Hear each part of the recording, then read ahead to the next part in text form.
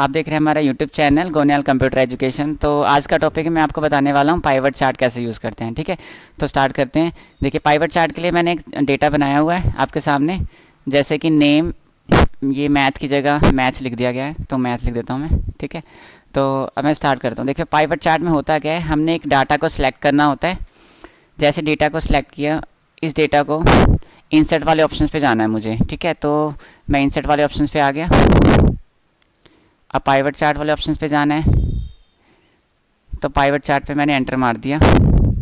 ठीक है, pivot chart आ गया मेरे पास।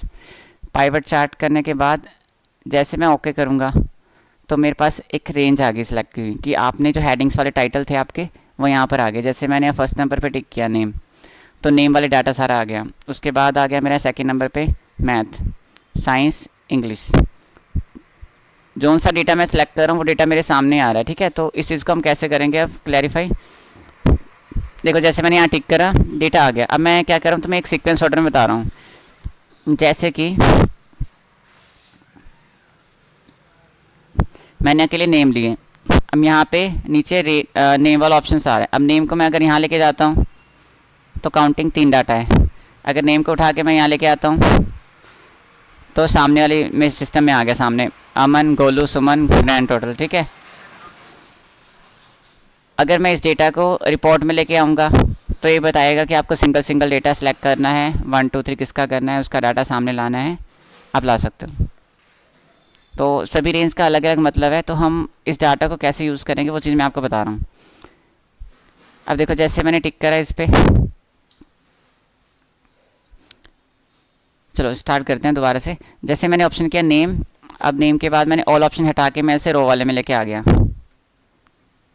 अब रो पे लेके आया, अब मेरा काम है मैथ वाला डाटा को देखना। अब मैथ वाला डाटा आपके बगल में, इसके बगल में ही आ रहा है, तो अगर मैं नेम वाला डाटा उठा के वैल्यू से उठा के इसे कॉलम में कर देता हूँ तो नेम मेरे साइड में रह गए, उसके नंबर ऊपर चले गए। ठीक है, और यही डेटा अगर मैं चेंज करके इसको यहाँ पे लेके आ जाता हूँ तो उस फर्स्ट प्रायोरिटी मेरे मैथ को मिल गई, सेकंड प्रायोरिटी मेरी नेम को मिल गई। और इसको मैं शिफ्ट भी कर सकता हूँ, मैथ को नीचे ला सकता हूँ। ठीक है, और यही फर्स्ट प्रायोरिटी में अगर यहाँ पे रिपोर्टिंग पे लेके चल जाऊँ तो नंबर सिस्टम पे चला गया कि मैथ के नंबर से आपने अगर नाम सर्च करने हैं, 56 नंबर किसके थे, उसको टिक किया, देन ओके, तो आपको उसी का डेटा मिलेगा। ठीक है, अब मैं दोबारा ओल्ड डाटा पे आ गया और ओके कर दिया मैंने। ठीक है, अब मैं कोई दूसरी चीज़ पे करता हूँ एक्सपेरिमेंट। जैसे मैंने यहाँ पे डेटा ले लिया। अगर हमने कंसेप्ट में ऐसी चीज़ों को करना है, जैसे एग्जांपल ले लो आप कि मुझे अमन का डेटा चाहिए, जो भी मैथ, इंग्लिश, साइंस, एसएसटी में नंबर आए वो सारे एक ही में आए। ठीक है, उस कंसेप्ट को कैसे करेंगे। सबसे पहले मुझे क्या करना है, सारा डाटा ओके है सभी का। अब मैंने क्या करना है, पहले मैं हटा के सीरियल वाइज करता हूँ। ठीक है, अब ये रेंज है, इस रेंज को कहाँ लेके आना पड़ेगा, रो में। ठीक है, रो में मैं फिर नंबर ले लूँ, नंबर सेट कर दिए, सभी के नंबर से आगे। अब मुझे नेम वालों कॉलम ऊपर लेके जाना है। अब क्या हुआ, अब ये इसमें से रेंज में डाटा को रो में लेके आना है।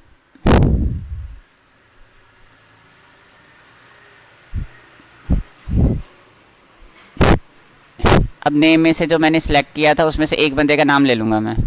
जैसे अमन का लेना था तो अमन के ओके कर दिया, तो ये अमन की रेंज है, जो भी उसने सब्जेक्ट में नंबर लिए हैं। ठीक है, ऐसे करके जो भी डेटा हमने चेक करना है एक सीक्वेंस ऑर्डर में ला सकते हैं।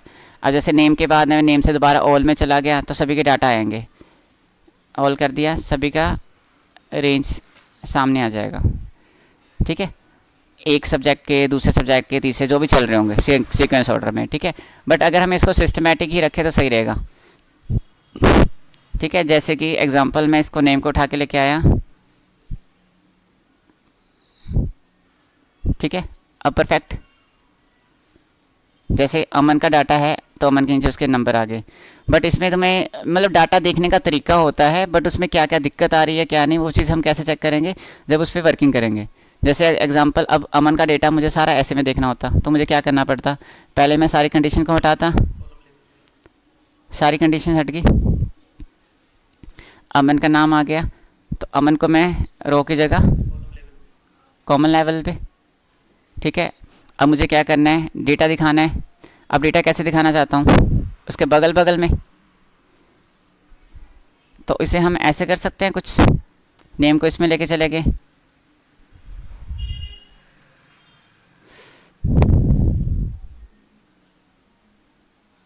ठीक है। अब एक बंदे का डेटा ले लूँ, अमन का,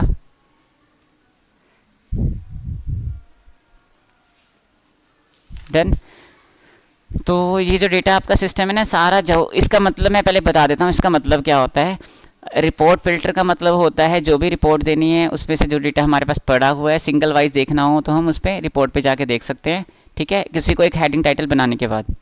दूसरा ऑप्शन हमारे पास आता है रो कॉलम का, नीचे रो कॉलम का मतलब है डेटा आपको ऐसे ऐसे 1 2 3 ऐसे करके आपको जो दिखेगा डेटा वो रो कॉलम कहलाता है, रो लेबल्स, ठीक है। तीसरा कॉलम्स वाला जैसे जहाँ ABCD दिख रही है आपको, ये सारा हमारा क्या है, कॉलम वाला है। और वैल्यूज़ में क्या होता है, वो वैल्यूज़ बताएगी टोटल करके क्या है। अभी वैल्यूज़ में सारा बॉक्स चला गया है और किसकी वजह से, कॉलम की वजह से। कॉलम में डाटा गया था वैल्यूज़ दिखाने के लिए तो उसने बता दिया, और वैल्यूज़ में किस किस की वैल्यू को दिखाएगा, इन सभी की, और इसमें से किस बंदे के मैंने सेलेक्ट किया है, अमन को, ठीक है। ऐसे करके हम पाइवट जो टेबल है उसको यूज़ कर सकते हैं। तो आज की वीडियो में बस इतना ही था। अगर आपको कोई इसमें दिक्कत परेशानी आती है तो आप हमें कमेंट बॉक्स में बता सकते हैं और हमारा यूट्यूब चैनल लाइक और सब्सक्राइब भी कर सकते हैं।